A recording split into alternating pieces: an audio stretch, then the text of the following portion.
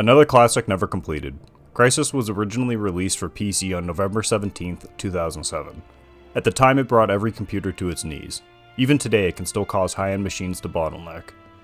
In 2011, it was ambitiously ported to console, while clawing back many features and even removing a level entirely. Performance on console was sub 30 FPS. Come 2020, along came the release of Crysis Remastered. It was released for PC, PS4, Xbox One, and Nintendo Switch surprisingly. It definitely didn't bring as much of a shock to gamers and their systems. However, it is still a highly CPU-intensive game like the original. Playing it on the Steam Deck may seem ambitious, but as Digital Foundry already showed at the Steam Deck's launch, Crysis Remastered can definitely run well on the deck. The North Koreans can't know we're here. They won't even know what hit them. Can it, Psycho? Pay attention. This is a covert operation.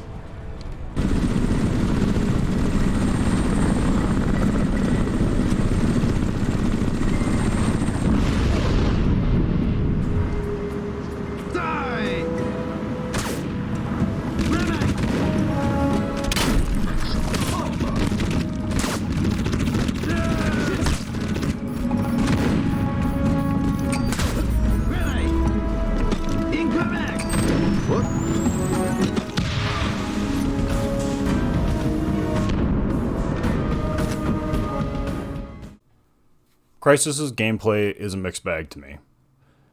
It's a fairly open-ended game in its opening missions, and this allows for a variety of gameplay tactics. You can use your suit's camouflage system and sneak around like a high-tech Sam Fisher, although you're limited by your energy meter, so moving in a standing position will cause the energy to drain faster, while crouching and going prone will drain it far slower.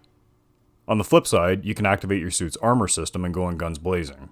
This was my preferred method of play for most of my run, as my mentality going into the game was that if I'm going to be playing as a military killing machine, I should play the part.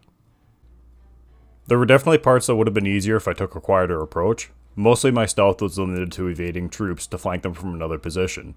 Then it was back to blasting them away with some sweet hot lead. The other abilities consist of maximum speed, which by name makes you go faster, as well as maximum strength, which allows you to punch down walls, send troops flying, or jump at greater heights. Maximum strength also allows you to use heavier weapons without recoil for a limited time. My personal recommendation though for playing would be to use the classic nanosuit controls. This takes your max armor from your left bumper and your cloak from your right, and replaces it with the radio menu.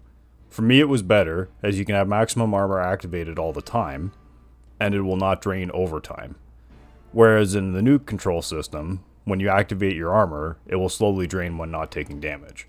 Also, this allowed me to use maximum speed when I wanted, instead of my sprint being an automatic max speed sprint. Finally, for weapon recoil on the minigun, unless I am a fool, which is very likely, I could not find a way to activate maximum strength to reduce the recoil. Likely there is a way that could have been solved with a quick Google search, but that's not how I operate. I prefer to suffer in silence. I personally did not find this game to be much of a challenge. I played on the recruit difficulty, and it left me wanting more for sure. Although I don't know if the AI could have been helped too much. At times it can be super advanced and have superhuman vision, being able to spot you through the bush 500 meters away. Other times you can be cloaked, melee them, and they will not react. Even at its original release, the AI was not known to be good. I just chalk it up to being a game of its time. Other than that, gameplay gets changed up a little bit in the later half with the introduction of aliens. I actually found them to offer more of a challenge than the soldiers, as they would just bob and weave for my shots more often. Soldiers would sometimes duck behind cover, but for the most part they stand and shoot. I would say though I preferred the gameplay style of the first half. As you get introduced to aliens, you are brought into a more linear level structure style. There's little room to play in some areas, but this is when the game tries to go narrative heavy, I'd say. Crysis for me is at its best in the first handful of missions. The open-ended mission approach, the different tools at your disposal, and the multiple ways to get from point A to point B, whether you choose stealth or go full commando, it's a blast, blasting away enemies. In a later mission, you get to control a tank and floor it through the fields, blowing up enemy tanks and helicopters along the way to clear a landing zone for friendly troops. This mission itself was a fun experience, and the ground vehicle controls in the game were pretty tight. Getting through the VTOL mission, Ascension, was a slog. The controls, at least on the Steam Deck, didn't click with me. I often found myself dropping like a stone for seemingly no reason. I had to keep going from thumbstick to D-pad to keep myself in air. Other than that though, controlling the player character in general ground combat felt great. Gunplay felt tight, and although I would have liked more variety in the weapons, the basics are there. Assault rifle, SMG, shotgun, precision rifle, and other heavy weaponry. I just felt like I was using the same weapons over and over. You're able to put attachments on at will, but at the same time I found myself using the same attachments over and over. Objectives tend to be very samey: go here, blow up this radar or any aircraft, escort this person, or defend this area. It never really bothered me, as by the time it starts to feel stale, the game is over. Gameplay wise, I would say again, it is very of the time. I'm not 100% certain if there were gameplay tweaks made in the remastered version. I can only assume there were, perhaps minor changes. However, you can't fix old AI. That doesn't change the fact that you feel like a super soldier badass 100% of the time though.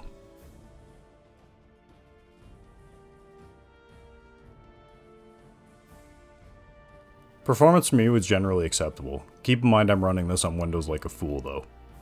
I had tried to follow Digital Foundry's recommended settings, however I found my performance to tank into the high 20s, mid 30s in regards to FPS.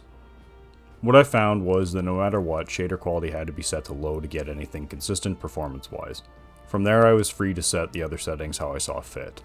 My settings were everything to medium except shaders set to low, vegetation, post-processing, textures, and objects set to high. Combining this with a 40Hz lock resulted in performance ranging from 30 to 40 FPS, with it being at 40 most of the time. There are also checkpoint stutters which appear to be present on both Windows and SteamOS. As well, I experienced random FPS drops no matter what the settings. This was typical when driving through dense forested areas or engaging in big combat encounters. For myself, as long as I didn't have performance metrics showing, I didn't notice many of the drops, and from my research, performance does seem to be a lot better on SteamOS, so if you're dual booting, I recommend playing on SteamOS.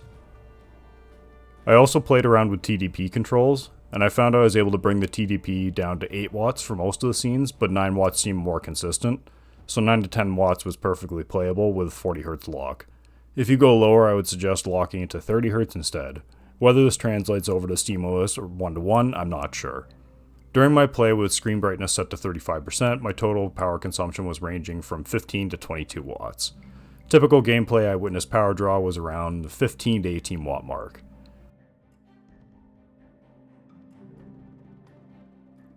Playing with my settings, I was able to squeeze out just under 3 hours of battery life on the deck. I'm sure battery life savings could be had with dropping everything to low, however I found the graphical fidelity and battery life to be acceptable for my purposes. Crysis on a handheld never felt so good, except maybe on SteamOS. You want guarantees, buy a toaster. Or install SteamOS. Got your 6, boss. The story definitely takes backseat to gameplay and graphics. Crysis was originally based off a Future Force Warrior program. This was a program in the United States military to bring technology to the battlefront on a different level, to turn the average soldier into an F-16 on legs. It's a very interesting program with reference to nanotechnology and exosuits. More info can be found here.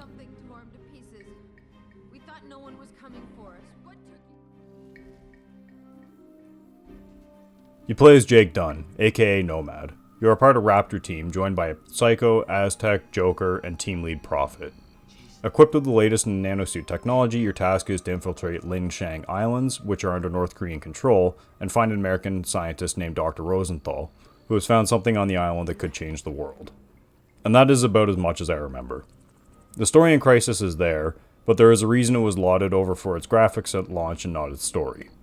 Over the course of my 8 to 10 hours of gameplay, I was taken from different locales, all within the island. The opening missions will see you investigating around the island, while later missions will have you investigating the alien threat. I'm not the biggest sci-fi fan, however the alien presented in Crysis are definitely a departure from your conventional greys seen in the media.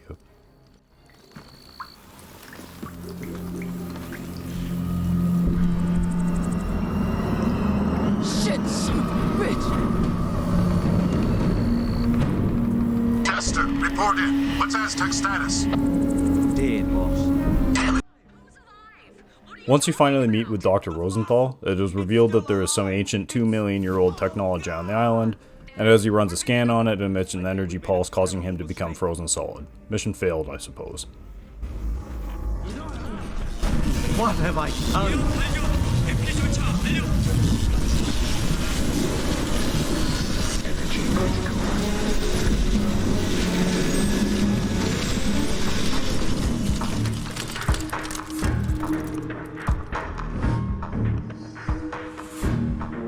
The US, in all its classic glory, decides to launch a full-scale invasion on the island. Shortly after, you are captured and brought to the bad guy's secret lair. After a lackluster boss fight with General Kyong, you are led into the alien structure. For me personally, this is when I checked out story-wise. I just did not find it gripping or engaging.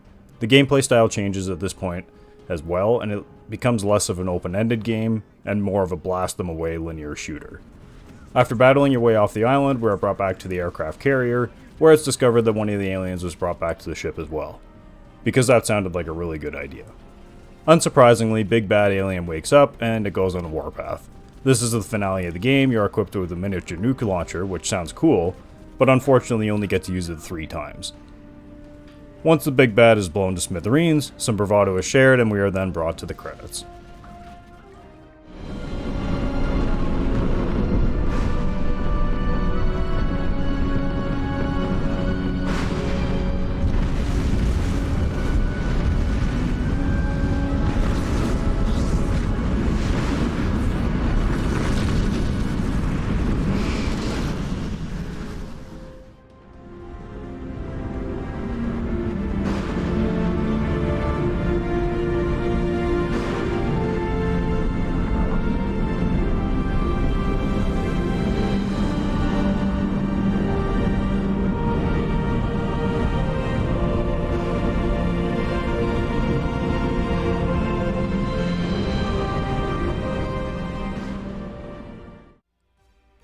So, should you play Crysis Remastered on the Steam Deck?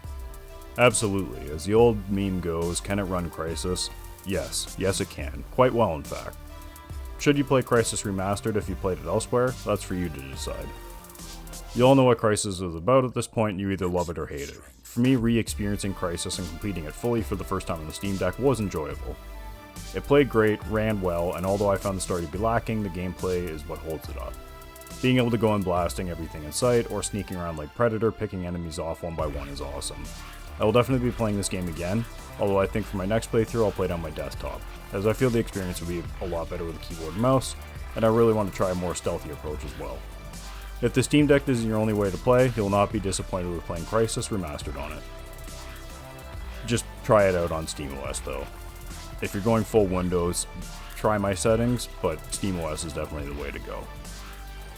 And that's all for this video. I hope you have a great day.